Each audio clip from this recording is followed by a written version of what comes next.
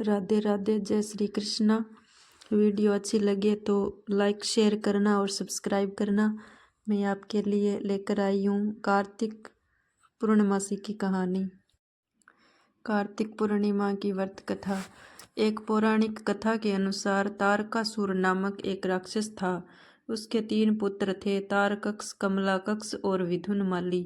तारकासुर बहुत ही बलवान था। उसने धरती व स्वर्ग पर अपना आतंक मचा रखा था, जिसे परेशान होकर देवताओं ने भगवान शिव से उसका अंत करने के लिए प्रार्थना की।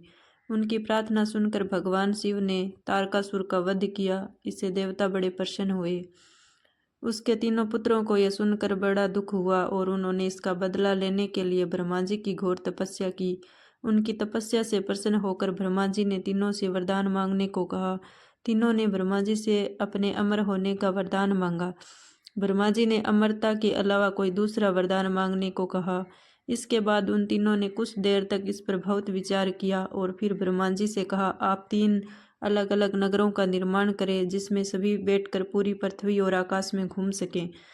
1000 साल बाद जब हम मिले तो हम तीनों के नगर मिलकर एक हो गए।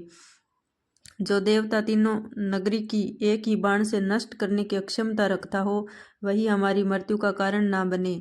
उनने सबकी नज़र में यह एक असंभव कार्य था। उन्होंने वह वरदान ब्रह्मा जी के निर्देशानुसार मय दानव ने उनके लिए 3 नगरों की स्थापना की। तारकक्ष के लिए सोने का, कमला के लिए चांदी का और विधुनमाली के लिए लोहे का नगर बनाया गया। तीनों ने मिलकर तीनों लोकों पर अपना अधिकार जमा लिया। इंद्र देवता इन तीनों राक्षसों से बहुत भयभीत हुए और भगवान शंकर की शरण में गए। इंद्र की बात सुनकर भगवान शिव ने इन दानवों का नाश करने के लिए एक दिव्य रथ का निर्माण किया। इस दिव्य रथ की हर एक चीज देवताओं से बनवाई गई थी। चंद्रमा और सूर्य से पहिए बने, इंद्र, वरुण, यम और कुबेर रथ के 4 घोड़े बने, हिमालय धनुष बने और शेषनाग प्रत्यक्षा बने। भगवान शिव खुद बाण बने और बाण की नोक अग्निदेव स्वयं बने। इस दिव्य रथ पर भगवान शिव स्वयं सवार हुए। देवताओं से बने इस रथ और तीनों भाइयों के बीच भयंकर युद्ध हुआ। युद्ध करते समय प्रभु लीला से एक समय ऐसा आया जब तीनों रथ एक ही सिद्ध में आ गए। जैसे ये तीनों रथ एक सिद्ध में आए, उसी समय भगवान शिव ने अपने बाण छोड़े और तीनों का नाश कर दिया। इसी वध के बाद भगवान शिव को त्रिपुरारी कहा जाने लगा था।